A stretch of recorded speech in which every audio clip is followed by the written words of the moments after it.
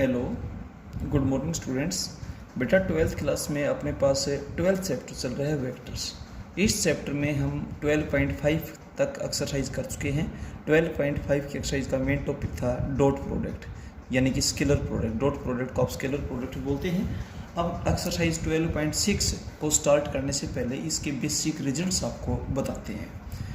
देखिए, cross product is called a vector product. बेटा मैं कंपेयर करके बताता हूँ। डॉट प्रोडक्ट को आप स्केलर प्रोडक्ट बोलते हैं, क्रॉस प्रोडक्ट को वेक्टर प्रोडक्ट कहा जाता है। फर्स्ट। सेकंड प्रॉपर्टी देखिएगा, डॉट में I dot I, J dot J, के डॉट के 0 होता है, 1 होता है। लेकिन क्रॉस में आई क्रॉस आई, जे क्रॉस जे, के क्रॉस के 0 वेक्टर होता है। ठीक है। इसके बाद डॉट में I dot J, J dot के और के डॉट आई 0 होता था। बट इसमें आप साइक्लिक ध्यान रखें, आई क्रॉस जे के होगा, जे क्रॉस के आई होगा और के क्रॉस आई जे होगा। ठीक है, तो इसमें बेटा आप साइक्लिक ध्यान रखिएगा। डॉट प्रोडक्ट कॉम्यूटेटिव होता था, ए डॉट बी करें चाहे बी डॉट ए करें, रिजल्ट सेम आता था। बट क्रॉस प्रोडक्ट कॉम्यूटेटिव नहीं होता, बट एक दूसरे के नेगेटिव होते हैं। ए क्रॉस बी और बी क्रॉस ए एक दूसरे के नेगेटिव होते हैं। अगला रिजल्ट है बेटा, अगर ए डॉट बी 0 होता तो या तो ए वेक्टर 0 वेक्टर या बी वेक्टर 0 वेक्टर या ए और बी वेक्टर परपेंडिकुलर। बट जब दो वेक्टर्स का क्रॉस प्रोडक्ट 0 हो तो 3 पॉसिबिलिटीज होती है, आइदर वेक्टर ए 0 वेक्टर और बी वेक्टर 0 वेक्टर और ए इज पैरेलल टू बी। ध्यान रहे, यहाँ पैरेलल आता है। अब इससे उल्टा, अगर दो वेक्टर आपस में पैरेलल है तो उनका क्रॉस प्रोडक्ट 0 होगा। डॉट में क्या था, अगर दो वेक्टर्स परपेंडिकुलर है तो उनका डॉट प्रोडक्ट 0 होगा। ठीक है। अब दो वेक्टर्स ए और बी हैं, उनके बीच में एंगल थीटा है। अगर आप कोस ऑफ थीटा का फॉर्मूला लगाते हैं तो होता था ए डॉट बी अपॉन ए का मैग्नीट्यूड इंटू बी का मैग्नीट्यूड। बट अगर आप साइन थीटा का फॉर्मूला लगाएंगे तो ये होता है ए क्रॉस बी का magnitude divided by A vector का मैग्नीट्यूड इंटू बी वेक्टर का मैग्नीट्यूड। इसके बाद देखिए बेटा, ए क्रॉस बी, जब आप दो वेक्टर्स का क्रॉस प्रोडक्ट करते हैं तो वो एक ऐसा वेक्टर होता है जो ए और बी दोनों के साथ परपेंडिकुलर होता है। A cross B is a vector which is perpendicular to both A and B. अब सुनिए, जब ए क्रॉस बी परपेंडिकुलर होता है तो बी क्रॉस ए भी परपेंडिकुलर होगा। दोनों में केवल डायरेक्शन का डिफरेंस होता है। ए क्रॉस बी और बी क्रॉस ए, इनकी बस डायरेक्शन अपोजिट होती है, एक दूसरे के नेगेटिव होते हैं। जब ए क्रॉस बी परपेंडिकुलर होता है तो बी क्रॉस ए भी परपेंडिकुलर ही होगा। क्लियर है। अब देखिए, ये तो है केवल एक vector, a vector which is perpendicular to both vector A and vector B is this. अगर आपसे यूनिट वेक्टर पूछा जाए, a unit vector which is perpendicular to vector A and B, तो यूनिट वेक्टर के लिए क्या करेंगे, आप उस वेक्टर को उसके खुद के मैग्नीट्यूड से डिवाइड कर देंगे, plus minus a cross b divided by a cross B का मैग्नीट्यूड। इसके बाद अगर आपसे यूँ पूछा जाए कि एक ऐसा वेक्टर बताइए जो ए और बी दोनों के साथ परपेंडिकुलर हो और जिसका मैग्नीट्यूड के हो। के कोई भी स्केलर हो सकता है बेटा, पॉजिटिव 2, 3, 4, 5 एंड सो ऑन, क्योंकि एक वेक्टर का मैग्नीट्यूड हमेशा पॉजिटिव होता है, नेगेटिव नहीं होता है। तो ए क्रॉस बी तो एक वेक्टर हुआ जो ए और बी के साथ परपेंडिकुलर है। इसके मैग्नीट्यूड से डिवाइड कर देंगे, यूनिट वेक्टर हो जाएगा। यूनिट वेक्टर आप उसको बोलते हैं जिसका मैग्नीट्यूड 1 होता है और उसको के से मल्टीप्लाई कर देंगे तो उसका मैग्नीट्यूड के टाइम्स हो जाएगा, plus minus as it is है। इसके बाद एरिया ऑफ ए पैरेललोग्राम। सुनिए, जब पैरेललोग्राम के आपको एडजेसेंट साइड्स दे रखी हो बेटा, एडजेसेंट साइड्स उन साइड्स को बोलते हैं जिनमें एक वर्टेक्स कॉमन हो। जैसे ए बी सी डी में ए बी और ए डी, बी ए और बी सी, सी बी और सी डी, डी सी और डी ए, इस तरीके से। ठीक है।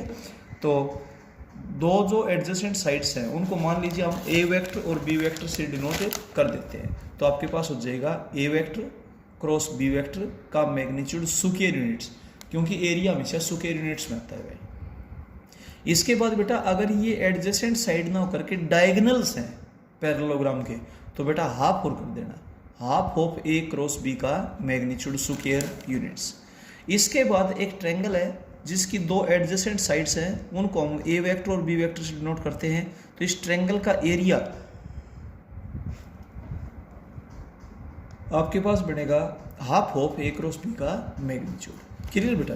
तो ये रिजल्ट्स आप बहुत अच्छे से याद करें। इसके बाद लास्ट में आपने डॉट प्रोडक्ट भी पढ़ा, क्रॉस प्रोडक्ट भी पढ़ा। तो डॉट प्रोडक्ट और क्रॉस प्रोडक्ट में जो रिलेशन है ना, उस रिलेशन को बेटा हम बहुत अच्छे से डिफाइन कर रहे हैं। देखिए, ए क्रॉस बी के मैग्नीट्यूड का square is equals to a vector के मैग्नीट्यूड का स्क्वायर बी वेक्टर के मैग्नीट्यूड का square minus a dot b का होल स्क्वायर। आप इस टर्म को लेफ्ट में और इसको राइट में भेज सकते हैं, क्योंकि ये इधर नेगेटिव इधर पॉजिटिव हो जाएगी, ये टर्म इधर पॉजिटिव इधर नेगेटिव हो जाएगी। ऐसा भी लिख सकते थे ए डॉट बी का whole square is equals to a vector के मैग्नीट्यूड का स्क्वायर बी वेक्टर के मैग्नीट्यूड का square minus a cross B के मैग्नीट्यूड का होल स्क्वायर। ये तो ये रिजल्ट्स बेटा बहुत अच्छे से देखें, पढ़े, समझे, और इसके बाद आप एक्सरसाइज स्टार्ट करें। एक्सरसाइज 12.6 में फर्स्ट क्वेश्चन के फर्स्ट पार्ट में क्या बोलता है, आपसे ए वेक्टर दे दिया गया, बी वेक्टर दे दिया गया, ए और बी वेक्टर का क्रॉस प्रोडक्ट करवाया है। तो कैसे करते हैं क्रॉस प्रोडक्ट, ध्यान से देखें। ए सबसे फर्स्ट रो में लिखें आई cap J cap K cap, clear हो गया। पहले ए वेक्टर है तो ए वेक्टर के स्केलर कंपोनेंट्स लिखे 1 2 5 1 2 5। बाद में बी वेक्टर है तो बाद में बी वेक्टर के कंपोनेंट्स लिखें 2 3 0। जो टर्म मिस हो उसका कंपोनेंट 0 हो जाएगा, क्लियर है, ठीक है। अब जैसे 4.2 की एक्सरसाइज में डिटरमिनेंट्स को सोल्व करते हैं, बिल्कुल उसी पैटर्न पे जब आप सोल्व करेंगे तो आई कैप एज इट इज, क्योंकि 1 1 एलिमेंट है, 1 + 1 2 -1 की पावर 2 पॉजिटिव, आपको ध्यान होगा। अब इसकी रो और कॉलम को छोड़ेंगे तो 2 5 3 0 बचा, ये प्रोडक्ट माइनस ये प्रोडक्ट 2, ये तो जाएगा 0 -15, फिर माइनस जे कैप। ये माइनस जे कैप क्यों हुआ, क्योंकि एलिमेंट है 1 2 1 2 means first row second column, 1 2 1 + 2 क्या हुआ 3 -1 की पावर 3 क्या होगा नेगेटिव, और इन 2 में जे कैप ये एलिमेंट है। अब जे कैप के कॉलम को और जे कैप की रो को छोड़ दो, अब जो बचा 1 5 2 0, ये प्रोडक्ट माइनस ये प्रोडक्ट 0 माइनस टैप, फिर प्लस के कैप होगा, क्योंकि ये एलिमेंट है 1 3 1 3 means first row third column, 1 3 1 + 3 क्या होगा 4 -1 की पावर 4 पॉजिटिव। और अब वो डिटरमिनेंट जो इसके कॉलम को इसकी रो को छोड़कर, तो आपके पास बचेगा 1 2 2 3, ये प्रोडक्ट माइनस ये प्रोडक्ट 3 -4। अब बेटा कैलकुलेट कर दें तो रिजल्ट आपके पास एक वेक्टर आएगा। तो इस तरीके से किन्हीं भी दो वेक्टर्स का क्रॉस प्रोडक्ट किया जाता है। कैलकुलेशन में गलती ना करें, जे कैप नेगेटिव आएगा, इस बात का विशेष ध्यान रखें। ये दोनों पॉजिटिव रहेंगे क्योंकि ये A1 1 है, 1 + 1 2 -1 की पावर 2 पॉजिटिव। ये 1 2 एलिमेंट है, 1 + 2 3 -1 की पावर 3 नेगेटिव हो जाएगा। ये 1 3 एलिमेंट है, 1 + 3 4 -1 की पावर 4 पॉजिटिव हो जाएगा। तो इस तरीके से ए क्रॉस बी होगा। और ए क्रॉस बी एक ऐसा वेक्टर होता है जो ए के साथ भी परपेंडिकुलर है और बी के साथ भी परपेंडिकुलर है। परपेंडिकुलर कैसे चेक करते हैं, डॉट प्रोडक्ट कर लो, जो कि आपको ऑलरेडी आता है। इसका ए वेक्टर से डॉट करें 0 आएगा, इट मीन्स ये ए के साथ परपेंडिकुलर। इसका बी के साथ आप डॉट कर लीजिए, वो भी 0 आएगा, इट मीन्स ये बी के साथ भी परपेंडिकुलर। आप डॉट प्रोडक्ट करके चेक कर सकते हैं। सेकेंड क्वेश्चन के फर्स्ट पार्ट में आपसे ए क्रॉस बी का मैग्नीट्यूड पूछा गया है। तो सबसे पहले ए वेक्टर दे रखे वो लिखे, बी वेक्टर दे रखे वो लिखे, ए क्रॉस बी फाइंड आउट करें और इक्वल के नीचे बेटा इक्वल का सिंबल यूज चलता जाए। और फिर आप इसका मैग्नीट्यूड, और एक वेक्टर का मैग्नीट्यूड आपको पता है √(a² + b² + c²। अब थर्ड क्वेश्चन के फर्स्ट पार्ट में चलते हैं। आपसे दो वेक्टर दे रखे हैं, ए वेक्टर और बी वेक्टर। आपने 2b क्रॉस ए का मैग्नीट्यूड बताना। तो पहले 2b क्रॉस ए तो बताएं। तो फर्स्ट रो में तो आई cap J cap K cap. जब बी वेक्टर ये है तो 2b क्या होगा, हर टर्म को 2 से मल्टीप्लाई कर देंगे, 2i कैप + 0 j कैप -4 के कैप। तो 2 0 -4 2 0 -4। फिर बाद में ए वेक्टर है, ए के कंपोनेंट्स होंगे 4 3 1। अब आप इसको सोल्व करेंगे, आई कैप एज इट इज, ये प्रोडक्ट माइनस ये प्रोडक्ट, फिर माइनस जे कैप की कॉलम को रो को छोड़ देंगे, 2 + 16 प्लस के कैप की कॉलम को रो को छोड़ देंगे, ये प्रोडक्ट माइनस ये प्रोडक्ट 6 -0। अब बेटा कैलकुलेट कर देंगे। ये जो वेक्टर आया इसका मैग्नीट्यूड पूछा गया। मैग्नीट्यूड आप जानते हो √(x² + y² + z²। अब चलते हैं इसके थर्ड पार्ट में। इसके जो थर्ड पार्ट है इसमें क्या बोलता है, देखिए ए वेक्टर है 1i cap -1 j cap + 2 k cap. B vector आपके पास है 2i cap + 1 j cap -1 k cap. आपने 2a - b और a + 2b का क्रॉस प्रोडक्ट करना है। तो पहले आप 2a - b फाइंड आउट करें, 2a - b, a को 2 से मल्टीप्लाई करें, -b अरे का साइन चेंज कर दे। कैलकुलेशन करेंगे तो आई कैप में आई कैप की टर्म, जे कैप में जे कैप की टर्म, के कैप में के कैप की टर्म, ऐड है तो ऐड कर दे, सब्ट्रैक्ट है सब्ट्रैक्ट कर दे। अब a plus 2b, A vector plus b को 2 से मल्टीप्लाई कर दिया गया और फिर बेटा एक जैसी टर्म इकट्ठी कर दी गई। अब इनका क्रॉस प्रोडक्ट करेंगे 2a minus B cross a plus 2b। First row होगी I cap J cap K cap, 2a minus B के कंपोनेंट्स 0 माइनस 3 5 है, a प्लस 2b कंपोनेंट्स 5 1 0 है। अब बेटा आप इसकी कैलकुलेशन कर लेंगे जो आपको बता रखी है। फोर्थ क्वेश्चन में आपसे a वेक्टर दे रखे है, b वेक्टर दे रखे है। आपने पहले तो a cross b find out करना है, a cross b find out करेंगे, फिर आपने a क्रॉस b को a के साथ भी परपेंडिकुलर दिखाना और b के साथ भी परपेंडिकुलर दिखाना। तो आपने a क्रॉस b का पहले तो b के साथ डॉट प्रोडक्ट कर लेना, वो 0 आएगा, परपेंडिकुलर हो गया। फिर आप इसका a वेक्टर के साथ डॉट प्रोडक्ट करेंगे, वो भी 0 आएगा। तो इसका मतलब बेटा a cross b a vector के साथ भी परपेंडिकुलर है। तो किन्हीं भी दो वेक्टर्स को जब आपने परपेंडिकुलर प्रूव करना तो आप उनका डॉट प्रोडक्ट करेंगे, अगर वो 0 आता है तो परपेंडिकुलर है, अदरवाइज परपेंडिकुलर नहीं है। अब चलते हैं इसके क्वेश्चन नंबर 6 में। बेटा फिफ्थ क्वेश्चन इसके जस्ट बाद है। आपसे a वेक्टर दिया हुआ है, b वेक्टर दिया हुआ है, c वेक्टर दिया हुआ है, ठीक है। अब आप जो प्रूव करना है, ये नहीं जो प्रूव करना है सीधा लेफ्ट टू राइट उठा लेंगे, उसके लिए जो आपको कंटेंट चाहिए पहले वो फाइंड आउट करेंगे। बेटा a cross b plus c है तो पहले b प्लस c चाहिए, अब b plus c find out कर लो, b और c वेक्टर को ऐड कर दीजिए, ठीक है। अब a वेक्टर का cross product b plus c से करेंगे तो i cap J cap K cap. a vector के कंपोनेंट्स आपके पास है 4 माइनस 1 1 और b प्लस c क्या है 2 0 2, और बेटा इसको सोल्व करके छोड़ देंगे। राइट हैंड साइड पे ध्यान दें, a क्रॉस b और a क्रॉस c का सम है, तो पहले तो बेटा a cross b find out करें, ठीक है। a क्रॉस b के बाद आप a cross c find out कर लेंगे, दो वेक्टर्स का क्रॉस प्रोडक्ट आपको अच्छे से बता दिए गए हैं। और फिर राइट हैंड साइड उठाएंगे a cross b plus a cross c।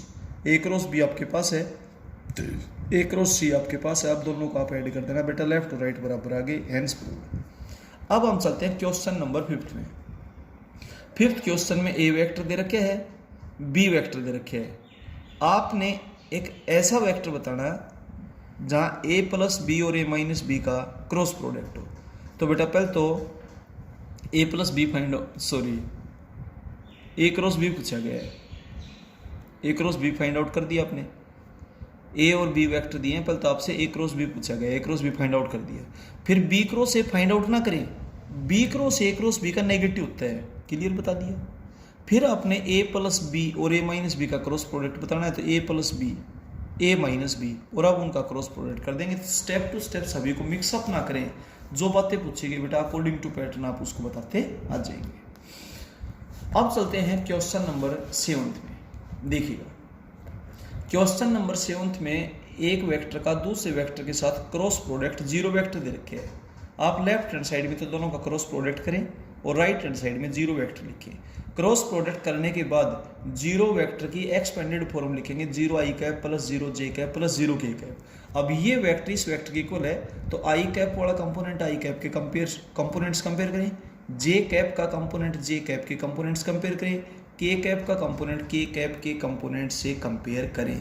तो आपके पास यहाँ से 6p माइनस 81 की वैल्यू 0 होगी, 2p माइनस 27 की वैल्यू भी 0 होगी, ये भी 0 होगा। तो बेटा किन्हीं को भी सोल्व कर लेना, p की वैल्यू 27/2 आपके पास से आएगी। अब चलते हैं इसके सेकंड पार्ट में। सेकंड पार्ट बिल्कुल सेम है। अब चलते हैं बेटा क्वेश्चन नंबर 8 में। देखिए क्वेश्चन नंबर 8 में आपसे दो वेक्टर दे रखे हैं, a वेक्टर और b वेक्टर। आपसे एक यूनिट वेक्टर पूछा गया है जो a और b दोनों के साथ परपेंडिकुलर हो। तो बेटा सबसे पहले a cross b find out करेंगे, क्योंकि आपसे बताया कि a क्रॉस b एक ऐसा वेक्टर होता है जो a और b दोनों के साथ परपेंडिकुलर होता है। a vector perpendicular to vector a and vector b plus minus a cross b, क्योंकि जब a क्रॉस b परपेंडिकुलर होता है b cross a b perpendicular होगा। a क्रॉस b और b क्रॉस a एक दूसरे के नेगेटिव ही तो होते हैं ये। तो बेटा plus minus a cross b। अगर आपसे यूनिट वेक्टर पूछा गया है तो जब आपके पास वेक्टर है तो यूनिट वेक्टर तो बता ही सकते हैं, इसके खुद के मैग्नीट्यूड से आप इसको डिवाइड कर देंगे, ठीक है।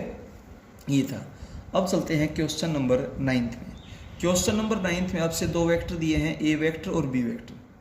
आपने यूनिट वेक्टर बताना है a प्लस बी और a माइनस बी के जो दोनों के साथ परपेंडिकुलर हो। तो पहले a plus B find out करेंगे, फिर a minus B find out करेंगे, फिर इन दोनों का क्रॉस प्रोडक्ट करेंगे। ये एक ऐसा वेक्टर आ गया जो a प्लस बी और a माइनस बी दोनों के साथ परपेंडिकुलर है, बट आपसे पूछा गया यूनिट वेक्टर, तो बेटा इसके मैग्नीट्यूड से डिवाइड और कर दें और प्लस माइनस यू लगाया जाता है क्योंकि a क्रॉस बी और b क्रॉस a में केवल एक दूसरे के नेगेटिव होते हैं। क्लियर है? ये था। अब चलते हैं क्वेश्चन नंबर 10 में। क्वेश्चन नंबर 10 में देखिए आपसे a वेक्टर दे रखे हैं, b वेक्टर दे रखे हैं। पहले आप एक वेक्टर बताएंगे जो a और b दोनों के साथ परपेंडिकुलर हो, तो आप a cross b find out कर देंगे। a cross b find out कर देंगे बेटा, तो a vector perpendicular to a and b plus minus a cross b। इसके बाद आप यूनिट वेक्टर बताएंगे। तो यूनिट वेक्टर बताने के लिए आप क्या काम करेंगे कि उस वेक्टर को उसके खुद के मैग्नीट्यूड से डिवाइड कर देंगे।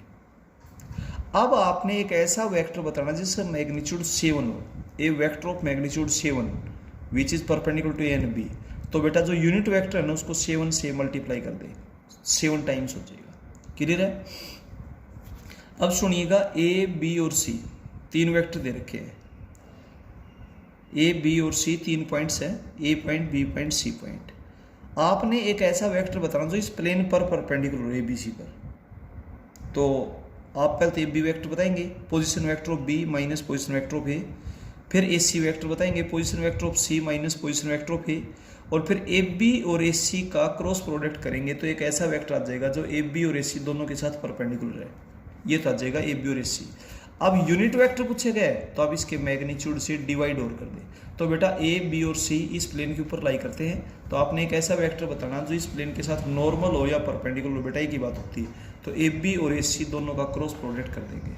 ठीक है? तो ए बी और ए सी जब दोनों का क्रॉस करेंगे तो एक ऐसा वेक्टर आ जाएगा जो इस दोनों के साथ परपेंडिकुलर है, और दोनों के साथ परपेंडिकुलर तो बेटा प्लेन के साथ भी परपेंडिकुलर हो जाएगा।